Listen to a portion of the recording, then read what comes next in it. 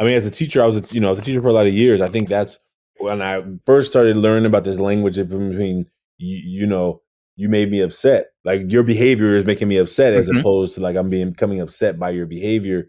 And like I'm like, that's the same thing. And as I began to get more wise and intelligent, I'm like, oh, okay. And I remember like sometimes when that idea is like when it happens, right? When it's like I'm in the moment, I'm like, oh, I'm about to let loose on this kid. I'm about to let loose. Right? And yesterday it happened. So a young man who was supposed to be at the event yesterday, one of his buddies was there and he was asking me, "Where is he?" I'm like, "I've been looking for him for almost a month. He's not returning my text messages." And so he's like, "Oh, he replied to me." I'm like, "Well, then you should ask him why he's not here." Right. And so then he was chatting with him, they doing their thing, and he came back to me. He's like, well, he said he showed me the text.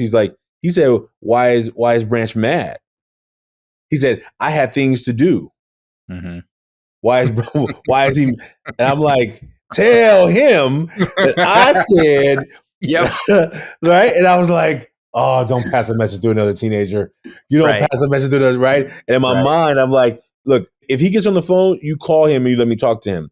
But you let him know that I've been waiting for his call. I've been texting him over and over again, Mhm. right? And his idea, like the other student was translating my words, Right. and he said, like, why is he mad? I don't know. How did he know I was mad? I have not talked to him. I didn't text him that day. But Yep. it was that moment of like when he did get him on the phone, he said he's on the phone. And I'm like, but I was like, actually about to start this session. So I was like, oh, I gotta do this well. I gotta do this well. Cause I'm not trying to burn the door down. I'm trying to help the door that it continues to revolve both ways, right? That Right. sometimes I'm gonna make you mad, you're gonna make me upset, but I need to be clear that it's about like our expectations of each other. Like it has to Right. go both ways. I can't just keep knocking on the door and then you don't answer, and then you pop in the door and be like, "Hey, where you been?" That seems Yeah. odd to be like, Did you hear me knocking for the last 1 month?" Right. Right. Right. Like Like there's then gotta you, be some two-way here. yeah, yeah, yeah. Then you just show up like, "Why are you upset?" And I'm like, well, the fact that you think I'm upset means that maybe you know that there's something happened Yeah. Hmm. in the 1 month of knocking. And I Right. also hold a space for young men that not happy about whatever they're going through. It's easier for them to hide away Mhm. and come Yeah. back when they have figured the problem out, or the problem is, or they've messed it up so bad that now they can't do anything more, but Right. come to check in or whatever. Because 13, 15, 17-year-old Christopher, there's no way I don't think I would have had the emotional maturity to say, "Oh, I'm upset right now. Let me take a moment and walk away." There's no way, right?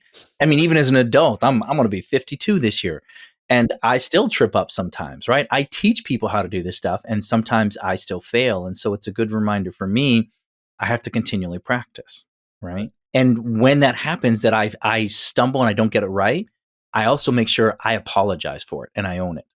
And I think that's a big piece that's important because, a lot of kids see a lot of blame going back and forth, but nobody willing to take ownership. And Yeah. I think we get to model that and be that, example of here's how you can, when you've maybe made a mistake or you've made a Mhm. mess in a relationship, how do you own it so that you can move forward? Yeah. Yeah. Yeah. It's powerful. Yeah. And man, it's how fresh and how fresh it happens and how quickly Hmm. I'm not careful. And I think I was in a moment of like deep down, oh, here it comes. Deep down, what I was feeling was probably some sadness in there. Hmm. But how dare I become sad because he's not returning my call, right? Like Right. that's the old messaging. Like sad? Are you crazy? What's wrong with you? Like why are you being sad? Like, and maybe it's not sad. Maybe it's another word. Maybe it's just, is it disappointment? Is it? But if I go underneath the disappointment, what am I disappointed about? Like I'm reaching out. I'm trying to connect. You're resisting, or you're deflecting, or you whatever that may be.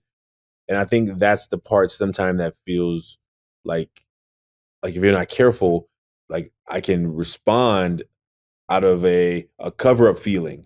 I'm Hmm. disappointed, so therefore it's easier to respond to a disappointment. Like it's kind of like I'll show up with some disappointment back. Right. But if it's sadness, then I'm like, how am I responding? I'm going to respond with being a little bit more, probably more vulnerable, and be like, it hurts like when I reach out to you over and over and over again. You're texting David right here, right now, which means you have access to your phone. I've been texting you for a month. You haven't replied once. And so my brain wants to go into like, that kind of thing, right? And It it's fills in not, the blanks, right? When you huh? don't have that information, it fills in. There's some reason there. Yeah, like there could be a million reasons, but like he's disrespecting me or he's not being like whatever it is. And then Sure. our brains think that's a fact. We don't realize it's a story that we've created. Oh man, it's a story. It's a Yeah. And story. that story triggers emotions for us, I but got we lots don't of always stories. see that. I'm a storyteller. I got Yeah. lots of stories. Right? I could make something mean something. I know. Yeah. But the thing that's tricky and a little bit like sinister about it is our brains create those stories so quickly that we don't even realize it. But in our minds, oh, that's what happened. And the more we replay it, the more it becomes concrete and real to us, even if it's not. That's the mask.